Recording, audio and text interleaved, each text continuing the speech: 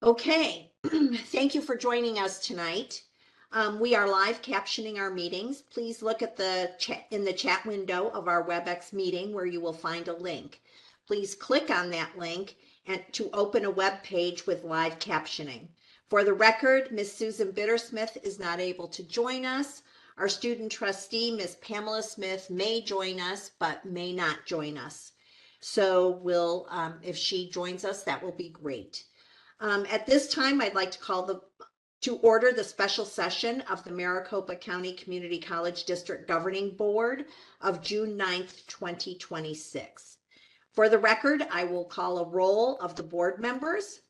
Our student advisory, Ms. Pamela Smith, are you in here by any chance?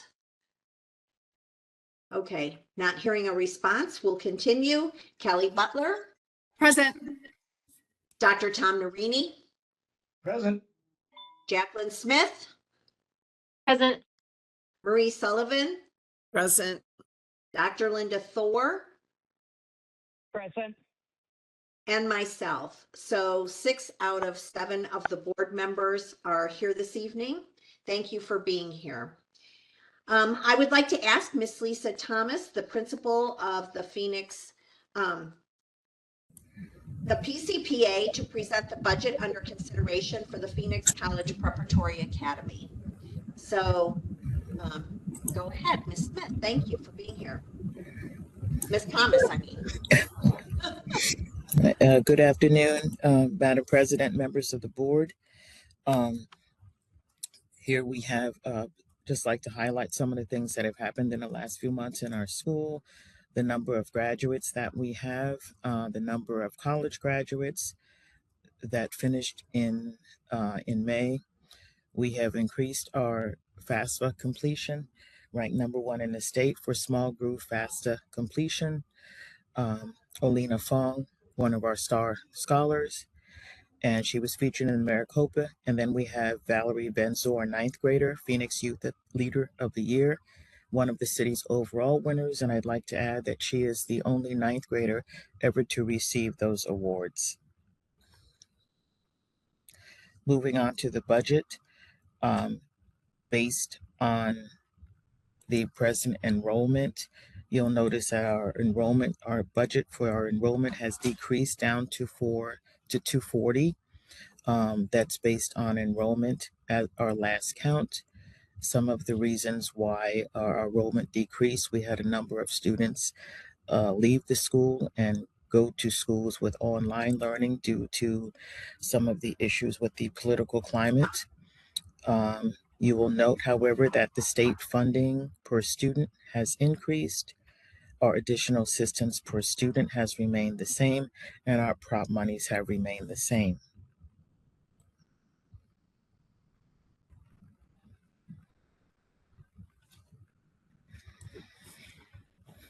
Also, our state-based funding has decreased slightly. The one-time chart adjustment is no longer there. Our equalization has increased. Again, prop monies have gone down slightly. Instructional improvements remain the same, and our total state funding has increased slightly. And our federal monies have also increased slightly. So our total revenues because of that has increased as well.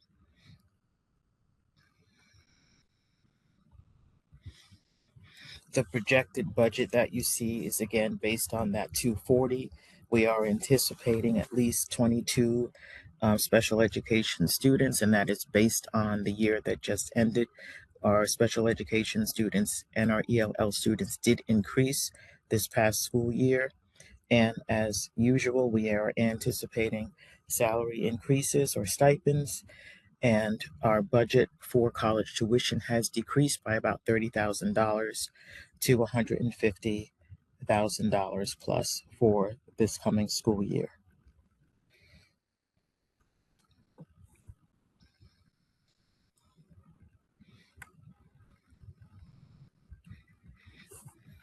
Are there any questions to our proposed budget at this point?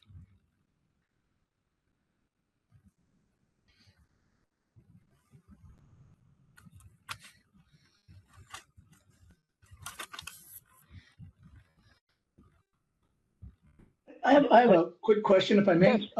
Yes. Miss, well, Dr. Narini, is- yes. thank you. So I understand your budget is based mainly on student enrollment. Is there Yes. anything that we as a board can do to help support the enrollment or support what you're doing there? With regard to enrollment, Dr. Narini, obviously getting students into the building and marketing is a great factor.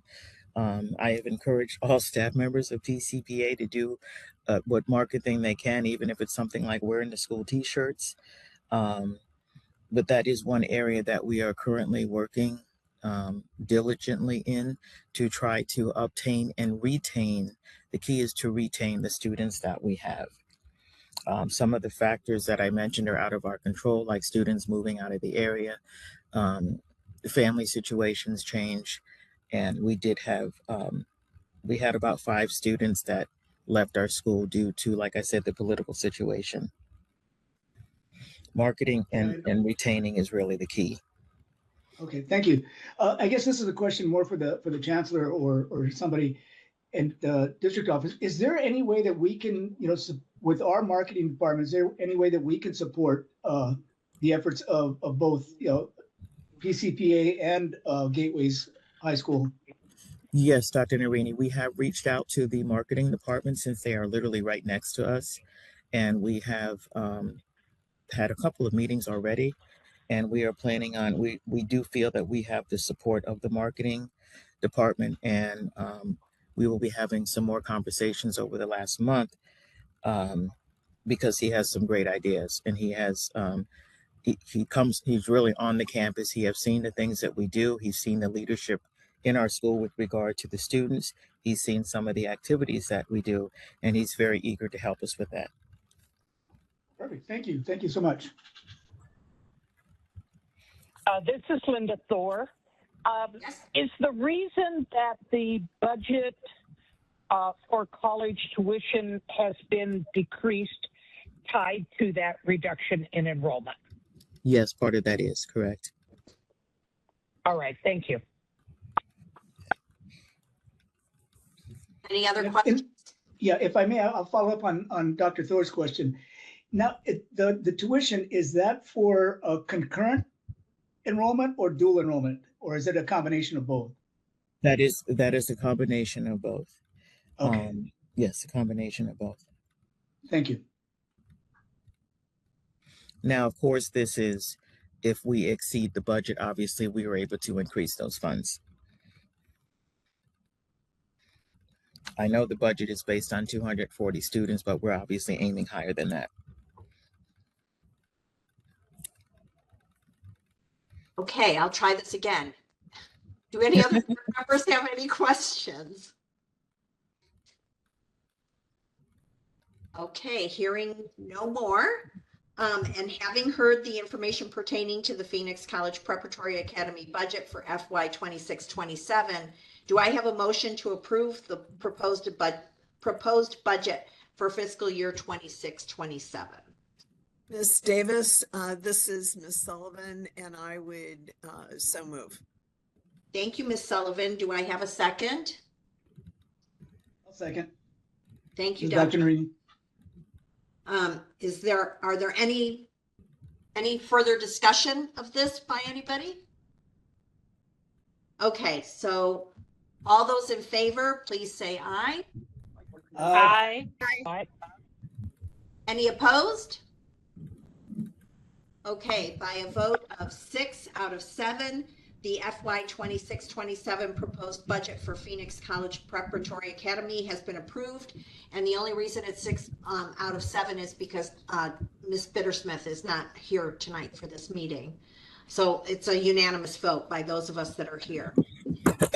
Okay, now I would like to call Mr. Bruce Kelly forward to present the budget. He's the principal for Gateway Early College High School, and he's going to present the proposed budget for the high school. So, Mr. Kelly, please take it away. Can you hear me? Am I off mute? Yes. Okay. fantastic members of the board. I understand President Smith is not there. Greetings to all the board members. Our proposed budget, we can just go to the next slide. The highlights for our school, just numerically, it was one of our largest or the largest graduating class for 2026. We had 23 students earn their associate's degree, and one graduated with 2 associate's degrees. This year, overall scholarship total amount was $4 million. That was a 33% increase over last year. And this has been a push that I have on the students, is really trying to up the amount of scholarship dollars total that the senior class receives. So this is just something that we message regularly during our assemblies and talk a lot about how OPM or other people's money really creates a bright and beautiful future, but you have to distinguish yourself. Graduation rate 96%, and then the college acceptance rate as follows there. So I previously provided just a highlight reel of our school, just a top 10 that was sent to the board previously, so I won't reiterate any of that, but we'll go on now into the actual budget. So just a quick comparison, enrollment's up slightly. That will help with some of the dollars that come our way, as well as the daily attendance rate's been over 95%. That's a sort of an, I don't know if it's unusual, but in Washington State, we don't have that same threshold with penalties for not meeting enrollment. So I've really learned that how important that is to really communicate to our families and our students about attending each day and being present. So we're still projected to be up a little bit more students this year than we were last year. I think when we ended the year, our actual enrollment was right about 332 students. We lost 27 students. We did some analysis on that, and a lot of that, probably 40% of that was related to financial concerns. It was too expensive for many of our families to continue living where they were, or their rents were increased. So families moved to the east or the west. We had 2 students who thought our school was too hard, so they wanted to go somewhere else. I thought, okay, well, I guess that's pretty candid. But the biggest one was the financial reason for our drop in enrollment. But we picked back up for next year. So next slide. Almost all the categories on this slide are going up. Our funding, assistance, equalization dollars, Prop 301 are all increasing based on the increased enrollment. And the overall budget revenue is expected just to be about $150,000, $60,000 more than it was for 2026. So I feel like overall we're in pretty good shape.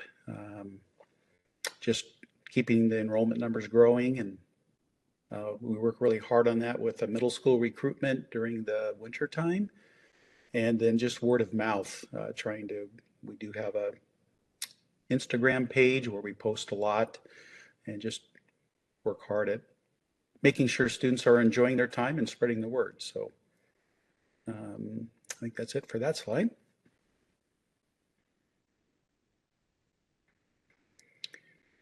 So yeah, as I said earlier, our average daily record there was 332. The ADM for next year is 337. So I believe what happened on that is that's half of the difference from the overall projected enrollment is how that number was derived.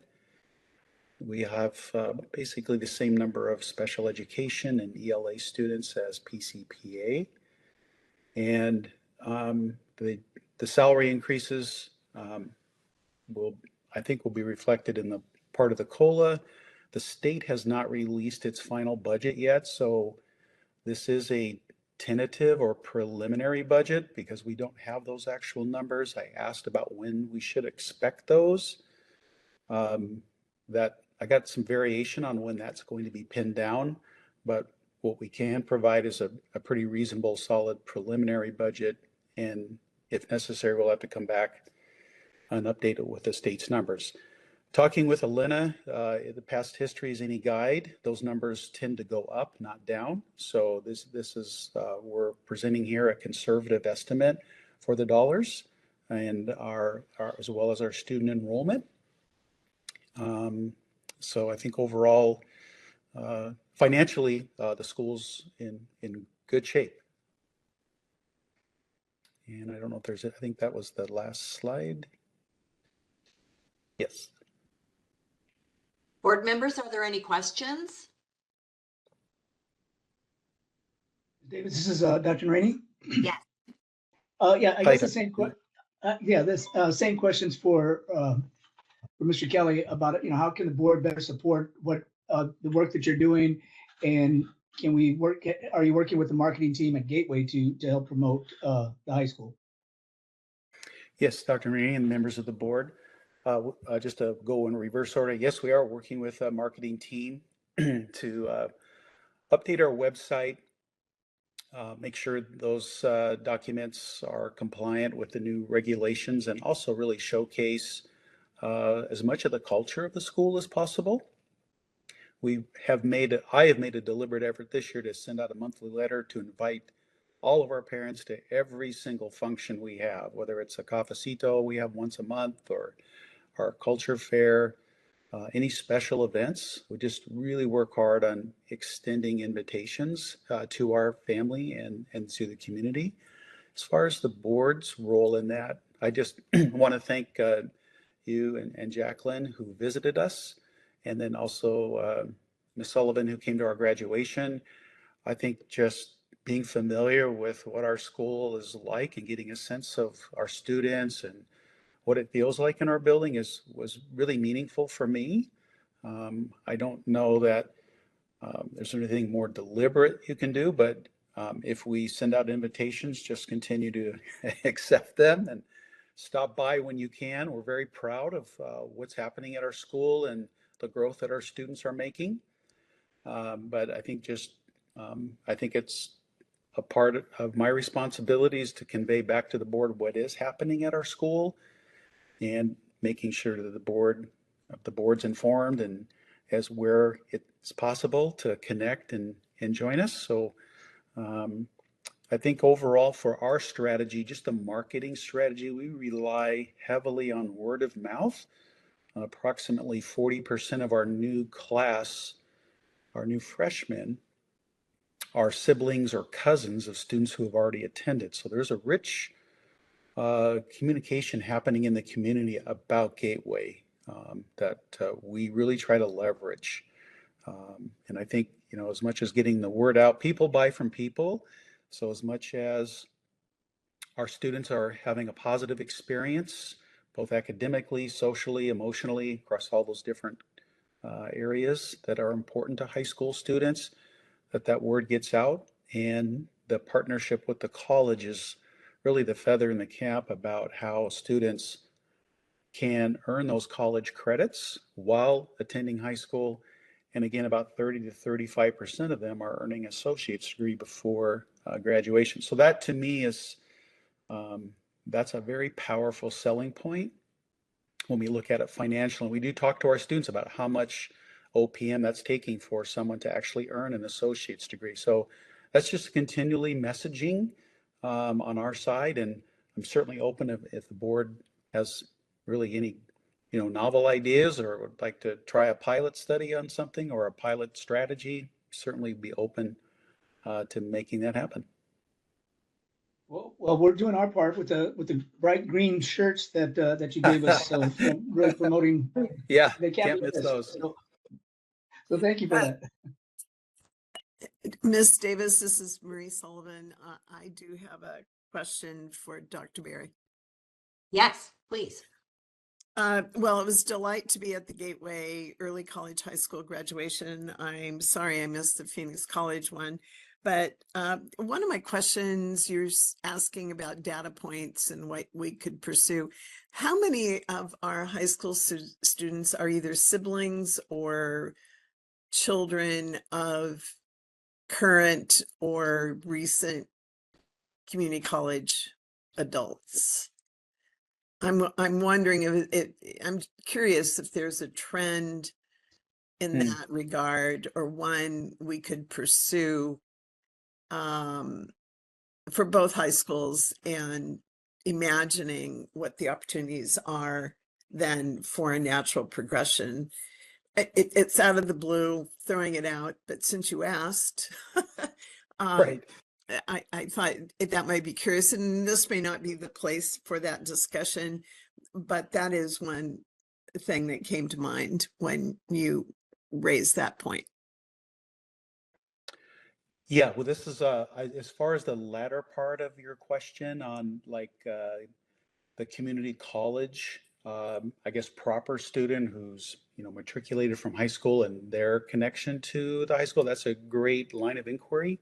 I'm not exactly sure about that. I just know the last couple of years, this is kind of coming from our office manager. About 40% of those students who apply are related.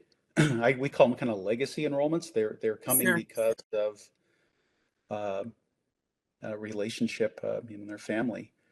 So that, and I think that's been in place for a while. I don't think that's anything new, but that's a great suggestion on how that might be expanded. It was just a thought, and thank you for the answer. And I expect that at Phoenix College, there's something similar, but just wanted to ask that out loud and put that out there. So thank you again for the presentation this evening. Oh, thank you. Thank you, Mr. Kelly. So board members, having heard information pertaining to the Gateway Early College High School budget for 26-27, do I have a motion to approve the proposed budget for 26-27? Moved. Thank you, Second. Dr. Narini. Second. Ms. Sullivan, is that you? Yes. Yes, it is. Thank you. All those in favor, please signify by saying aye. Aye. Aye. Aye. Any opposed? Okay, it's a unanimous vote that we pass this budget. Thank you, Mr. Kelly. Thank you very much for being here tonight. Oh, you're very So, welcome. Thank you. Board members, would you agree to allow Ms. Macias to add your e-signature to the budget forms for the approval of the charter high school budgets? Yes. Yes. Yes. Anybody else? Yes. Yes. Yes. Anybody saying no? Okay, good. Then Ms. Macias, you can add the names to the approval form. The adoption of said budgets and opportunity for public comment will take place at the June 23rd regular meeting of the governing board during a public hearing. So that ends our special session for tonight. We will adjourn to our agenda review meeting. Let the record reflect that it is 4:53 p.m. Okay.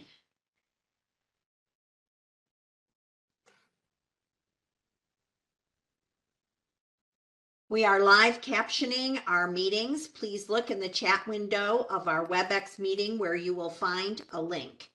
Please click on that link to open a web page with the live captioning.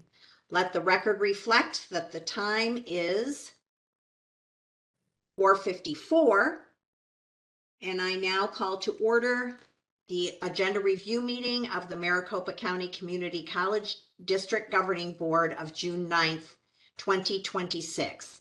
Today, we will review the agenda for the June 23rd board meeting. So we will start the board meeting with the call to order, and the review. We'll have the special meeting for the adoption of the charter high school budgets, keeping in mind that the June 23rd board meeting, we will take and read public comments regarding the proposed budgets for both charter high schools. That will be followed by our regular meeting with the call to order, the Pledge of Allegiance, substitutions, the student life report, this time given by Rio Salado College, the faculty executive council report, the adjunct faculty group report, the staff update and awards and recommendations, and the chancellor's final report, I guess, Dr. Gonzalez. So now moving on to our consent agenda. Per usual, I've tried to break this down into, I tried to break it down into categories. So does anybody have any issues with items 2 through 4 that are related to mission, vision, and value statements for some of our community colleges? Does anybody have any questions or comments about those items on the consent agenda? All right, hearing none, we'll move on to items 5 through 7 that have to do with new grant awards. Does anybody have any concerns or questions or comments about those items, 4 through 7? Davis, I have a question. Yes, Dr. Narini. I'm looking at item 6, the new Perkins grant for, was it 1.4 million? Yes. That's great. I think it's exciting that we're getting those funds since the state was so generous with their budget. But I was looking over the budget breakdown of supplies and equipment, and I was wondering if we'll be doing any sort of review of the courses that this money, the course fees that this money may affect. So Dr. Gonzalez, who might answer this question? So, yes, Ms. Davis, Dr. Narini, I'm trying to see who the sponsor is for this item. I believe it's Valerie Jones. And if Valerie, if you're on and able to respond to the question, we would appreciate that. I am, thank you. Thank you for the question, Dr. Narini. There is an annual evaluation of Perkins. So we do that type of evaluation and do a report for the state pretty consistently. I will take your question though and make sure that in the next evaluation that we are looking at any new courses that we might be able to include. As a reminder, these funds are distributed to the colleges, so they do get the autonomy on how they spend their funds. Well, thank you, because I just did a quick cursory look at some of the breakdown, especially the supplies and equipment and the courses that they may affect. And I did a quick look, and I looked, for example, at the mental health and training teacher certification. In October, we approved a $35 fee for the 26-27 school year to pay for training and certification. And it looks like that's what this part of this grant will do, is help pay for that training and teaching certification. So I was wondering if maybe if Gateway might want to look at that to see if we can reduce the fee for the class that we approved the fee for was the NCE 211, the Advanced Mental Health Assessment Skills for Healthcare. And then I also did a quick look at the fee that we had for what is it, ABO 103 for the automotive collision repair. And we approved a fee for $1,639 for that course. And part of that fee, I mean, fortunately, it was a reduction from what we had before, but part of that fee was to pay for things including paint guns. And so I was hoping that we could reduce that fee with if this grant is going to be paying for paint guns, then I would assume that we could reduce the fee for that since they're not paying for that out of course fees. And the same thing with Scottsdale with their culinary arts program. We approved a $50 increase for the CUL 113, 127, and 137, which were all baking classes. And part of those fees, they pay for personal kits and consumables, but they also help to pay for equipment. And those increases were estimated to generate about $4,800. And this grant, it looks like we're going to be providing about $3,500 for equipment for the baking and pastry program. So I was hoping that we could look at that and maybe reduce those fees as well. Like I said, I just did a cursory review, and I'm sure if we dig deeper into some of the things that we're using this money for, we might find other courses that we could help reduce the course fees for. Thank you, Dr. Rainey. That may or may not be possible, but we'll certainly take that into consideration. Thank you. Thank you. Thank you, Dr. Narini. Any other comments or questions related to items 4 through 7? All right, moving on to items 8 through 10 that have to do with contracts. Any questions or concerns about any of those items on the consent agenda? Okay, hearing none, then we'll move on to items 11 through 14 that have to do with purchase orders. Any comments or questions or concerns from any board members on those items through item 14?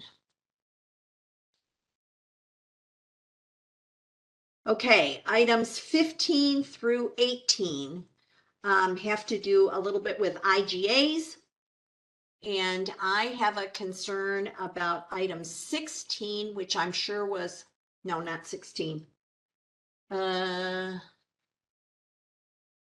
a minute. I think my agenda that I have is different than this one. Okay. So we're through 14. Any concerns or comments? Okay, items 15 through 18. Any comments or questions or concerns about those items from any of the board members? All right. Item 19 through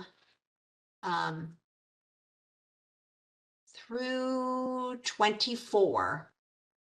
Any concerns about those items?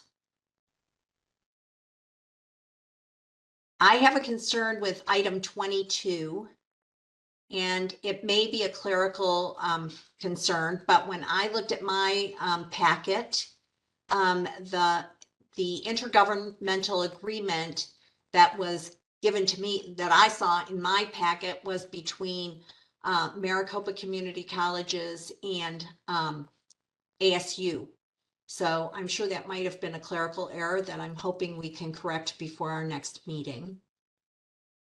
Yes, Mrs. Davis, we'll be sure that that gets reviewed and corrected if necessary. Thank you for finding that. Thank you. Any other comments or questions about those items?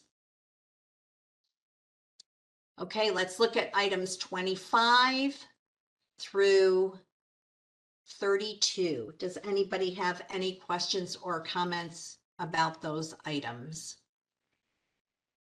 Ms. Davis, this is Kelly Butler. I have a question about Yes. about item 27, the mutual aid compact between the colleges and the police department, which I think is also a DEMA. My question is, as I reviewed the list of participants who are already participating in this compact, I only saw one higher education institution, that was Coconino Community Colleges. I didn't see any other. There were a few K-12 school districts, but no other higher ed was listed on that list, if it's updated. But I'm interested in finding out if why other higher ed institutions wouldn't be currently participating, if we know that. Dr. Gonzalez, can you help with that one, or identify somebody that could help with that one?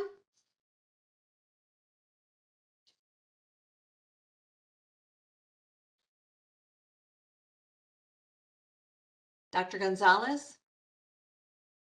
I'm sorry, Mrs. Davis, I was responding, but I was muted. After all these years, you think we'd have this down? I'm going to ask Mrs. Leanne Bone or Chief Barfus if either are available to answer Ms. Butler's question. Thank you, Chancellor Gonzalez and Ms. Butler. This is Leanne Bone.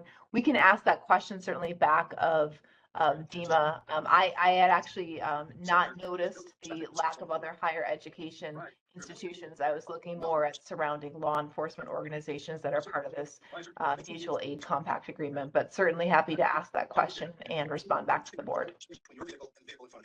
Thank you for that answer. I am interested in that. And I had some other questions about just specifics of the agreement.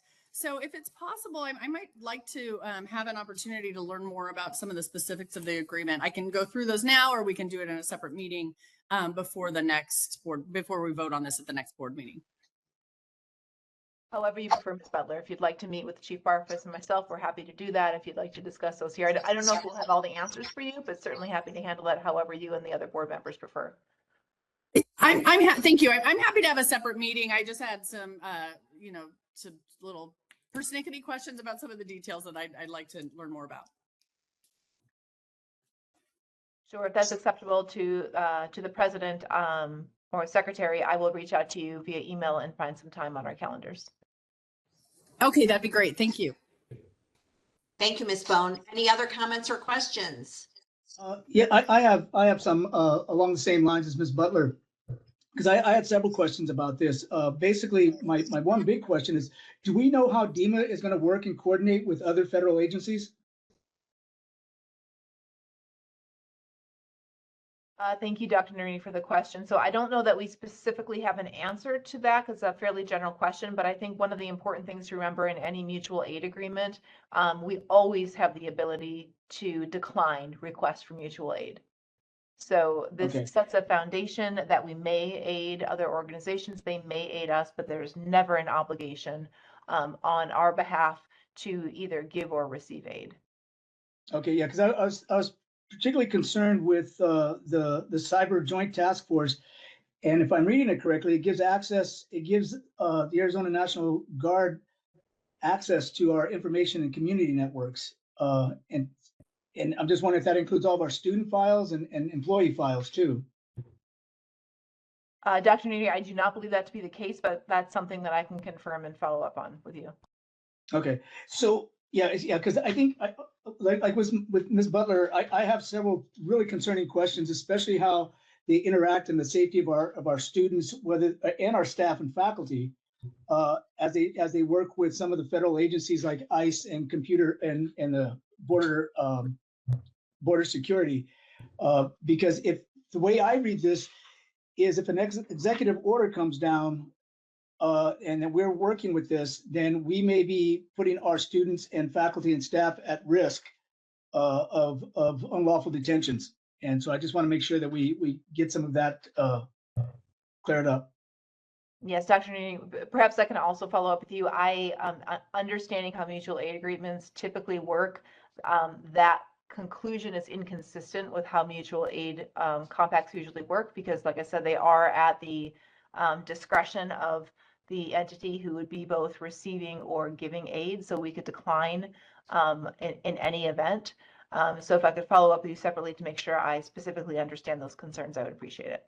Yeah, because what I'm concerned is, if this was normal times, I'd be right there with you. But the way this administration is interpreting different laws and compacts, I'm afraid that there's very little upside to us, and it could be very dangerous and unsafe for our faculty, staff, and students. And I just want to make sure that if we do this, that there's more upside than downside to our faculty and students.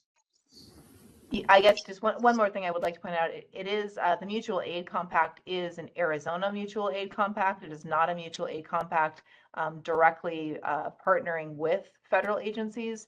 And my understanding of emergency management as it occurs at the local and then the state level is they do operate fairly independently, usually at a local level first, moving up from there. So we can certainly get some clarity around that for you. But item 16 says that each party shall comply with all federal, tribal, state, and local laws, rules, regulations, and executive orders. And we know that this president has issued a number of orders, executive orders and emergencies that would put our students and faculty and staff at risk. Well, I would defer to Ms. Falkenberg on this, but I believe it is the case that we are currently complying with all federal, state, local laws, rules, regulations, and executive orders. I believe that we're required to do that. Yes, and I know, and we have certain rules and policies and processes on how we deal with ICE when they come to campus. But if we sign this contract, do we lose those kind of that kind of flexibility? We do not. We still retain local control, but certainly happy to make sure that I'm fully understanding your concerns.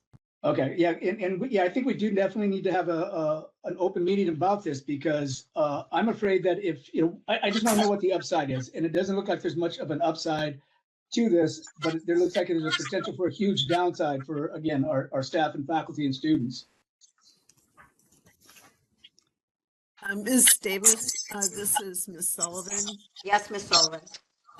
To this conversation, could I make a suggestion that this item for the board meeting be moved off of consent into the non-consent action item, where we could, as board members under discussion, hear all the answers to Dr. Narini and Ms. Butler's questions and concerns. And just as we would under a consent agenda, if we voted yes, we would have that, certainly that opportunity. But under non-consent, if there was any further concern that would challenge it would be open for discussion, because if it continues to exist under consent, there is no opportunity for all of us to have the ability to weigh in after we hear further clarification from Ms. Bone and others in response to both Ms. Butler and Dr. Narini's concerns. Hey, board members, anybody have a problem with that? Not at all. Thank you, Ms. Sullivan, for bringing that up. Sure. Okay, then let's proceed with moving that item to the non-consent agenda for the June 23rd meeting, please. So moving forward, unless anybody has any other comments or questions through item 31, let's move on to items 32 through 34. Any comments or questions about these items from any board members?